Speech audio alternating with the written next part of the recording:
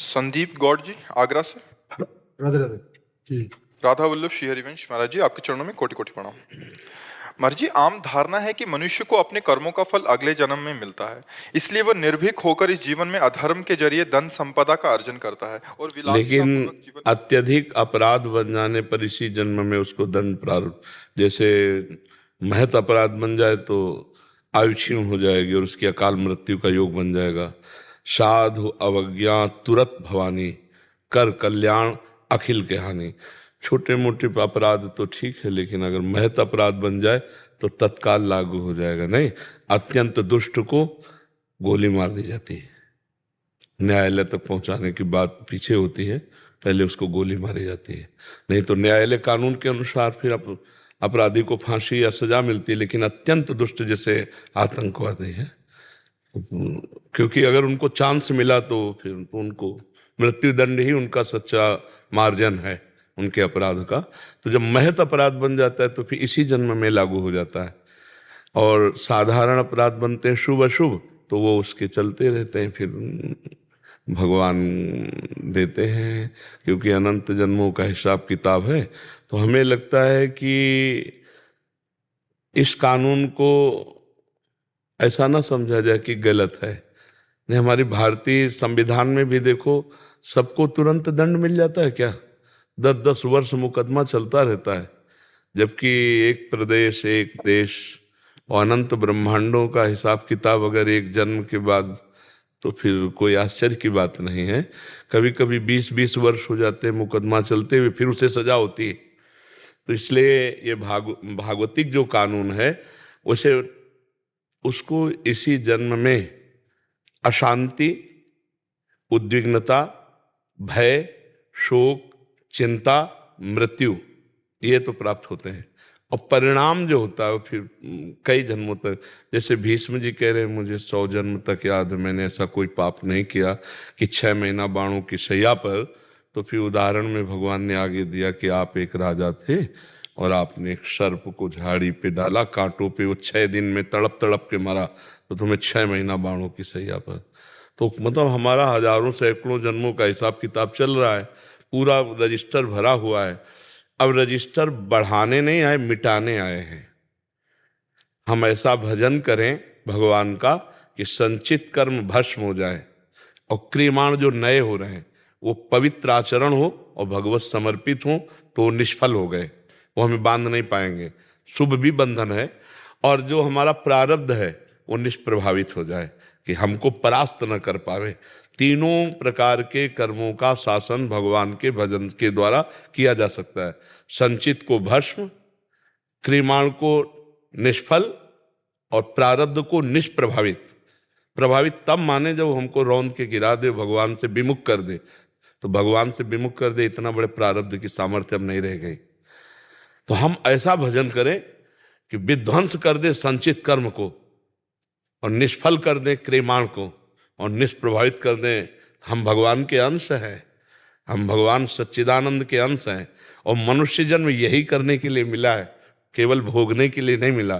केवल भोगने के लिए पशु योनियां हैं, देव योनियां हैं, मनुष्य योनि नए कर्म का। तो हम ऐसा भजन करें, ऐसा परोपकार करें, ऐसा परहित करें कि हमारा मंगल हो जाए। इसी जन्म में हम इन 3 कर्मों से मुक्त हो जाएं, क्रियमाण, प्रारब्ध और संचित। तीनों से हम त्रिगुणात्मिका माया से मुक्त होकर भगवान को प्राप्त हो। किसका प्रश्न था? हाँ प्रभु। तो ये भागवतिक और हमारे भारतीय कानून को भी देख लो, कहाँ तुरंत सब कुछ हिसाब किताब हो जाता है क्या? वर्षों लगते हैं। तो फिर तो भगवान का बहुत बड़ा दरबार है। पर ये जो बात बताई ना तत्काल, हाँ, हमने देखा एक बदमाश जो है भाग कर आया था, जब हम शेनपुर में थे, बगीचे में बहुत बड़ा जंगल था, उसमें उसकी हालत ये थी 5 मिनट चैन से बैठ नहीं सकता। बत्तख रुका क्यों? बस मतलब भयभीत, अशांत, उद्विग्न, विषाद युक्त। तो ये कर्म का ही तो फल है ना, कि चैन नहीं है, शांति नहीं है, हर समय भय लगा, कहीं से भी कोई आ सकता है, पुलिस आ सकती है, या उसकी पार्टी में विरोध हो गया था, हमारी पार्टी का ही कोई हमें मार दे, बड़ा भय, बड़ा भय।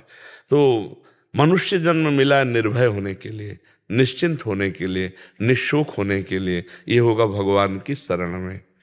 भगवान की शरण में जो शभीत आया आवा शरणाई रख्यों ताई प्राण की नहीं। भगवान कह रहे जैसे प्राणों की रक्षा हम अपने लोग करते हैं, ऐसे भगवान हमको अपने प्राणों की तरह रक्षा करते हैं यदि हम भगवान की शरण में हो जाए।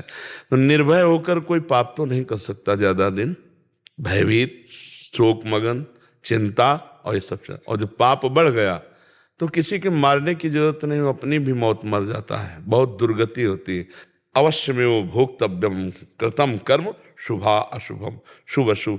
ऐसा नहीं है कि कोई गलत करने वाला सजा बना रहे कि क्या श्रृंगार है घर और परिवार सब सुसज्जित, ऐसा नहीं। मिटिया मेट होते हुए देखा है और आप लोग भी देखते हो, थोड़े दिन चलता है, थोड़े दिन पुण्य जब तक रहेंगे ना तब तक चलेगा, इसके बाद मिटिया मेट हो जाएगा। मंदोदरी रावण की छाती कूट के ऐसी कहती कि प्रीतम जब तुम चलते थे तो धरती कांपती थी और राम विमुख असहाल तुम्हारा, रहा न कोकुल रोवनिहारा। प्रत्यक्ष दिखा देते हैं भगवान, पाप कर्म करने वाला अंततो गत्वा विनाश को ही प्राप्त होता है। हाँ, तत्काल नहीं है, तत्काल नहीं है कि आपने किसी का कत्ल किया और आप तत्काल आपका गला काट दिया, ऐसा नहीं, ना हमारे कानून में है और ना भागवतिक कानून में है। समय, समय का इंतजार करो, अपने आप दंड मिल जाएगा, अपने आप दंड मिल जाएगा। तुम्हारा कर्म ही तुमको दंड देगा, तुम्हारा कर्म ही तुम्हें दंड दे देगा, कोई दूसरा दंड नहीं देता, कर्म ही देता है दंड। किसी की खोपड़ी में, तुम्हारी खोपड़ी में बैठ जाएगा, तुम्हारी खोपड़ी में बैठ के तुम्हारे हाथ से तुमको जहर खवा देगा, तुम्हारे हाथ से तुमको पंखे में लटका देगा, तुम्हारे हाथ से गोली शूट करवा देगा। कर्म बलवान है, इसलिए ऐसा ना मानना चाहिए कि बाद में देखा जाएगा, देखने लायक नहीं रहोगे, ऐसा दंड आता है देखने लायक नहीं रहोगे। सच्ची कहते हैं पाप से डरो, वो जब फलीभूत होता है ना तो अच्छे अच्छों के, हाँ, भगवत प्राप्त संतों के शरीर में भी प्रारब्ध अपना प्रभाव दिखाना चाहता है।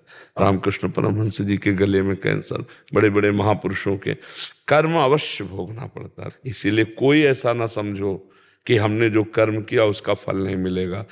अगर कहीं डिलीट कर सकते हो तो एकमात्र भगवान का भजन है, दूसरा कोई उपाय नहीं। भजन से ऐसा होता है, अगर ऐसा ना होता तो कोई जीवन मुक्त होता ही नहीं, कोई भगवान को प्राप्त ही नहीं कर पाता, सब कर्म भोग में फंसे रहते। भगवान के नाम में इतनी सामर्थ्य है, मिटा देंगे आपके संचित कर्म को, मिटा देंगे, पक्का मिटा देंगे। बहुत बड़ा गोदाम जमा है संचित कर्म का। इसलिए नाम, भगवान का नाम जितना जप लो, इस बात को मत देखो कि वो पापी बहुत सुखी है, वो बहुत गाड़ियां और बहुत रुपया पैसा सब मिट्टी में मिल जाएगा। अब आप अविनाशी हैं नहीं कि आप देख सको, शरीर विनाशी है, दृष्टि प्राकृतिक है, नहीं, बिल्कुल मिट्टिया मेट दिखाई देता है। एक दो नहीं, कई उदाहरण हमने देखे, कई उदाहरण देखे। इसी जन्म में जहां ताज बांध करके चलते थे, दुखिया को न सताइए दुखिया देगा रोए, और जब दुखिया के मुखिया सुने तब तेरी गति का, मिट्टी में मिल गए। इसलिए बहुत कर्म किसी को बख्शता नहीं है। इसलिए मत सोचो कि हमारा पाप कर्म कोई जान नहीं पाया, जान नहीं पाया, लेकिन वो सरकारी बैंक में जमा ब्याज सहित मिलेगा तुम्हें।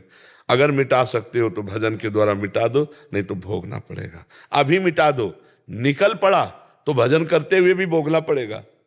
ये भी बात है, पूर्व का जैसे बाण छूट गया वो तो लगेगा कि जो तूड़ीर में उसे भस्म कर सकते हो, तो जो संचित कर्म है वो तो भस्म हो जाएंगे, लेकिन जो प्रारब्ध बन के आ गया, अगर भजन में चित्त लगाए तो प्रभाव कम रहेगा, पर शरीर में रहेगा उसका प्रभाव। आप समझ पाए प्रभु?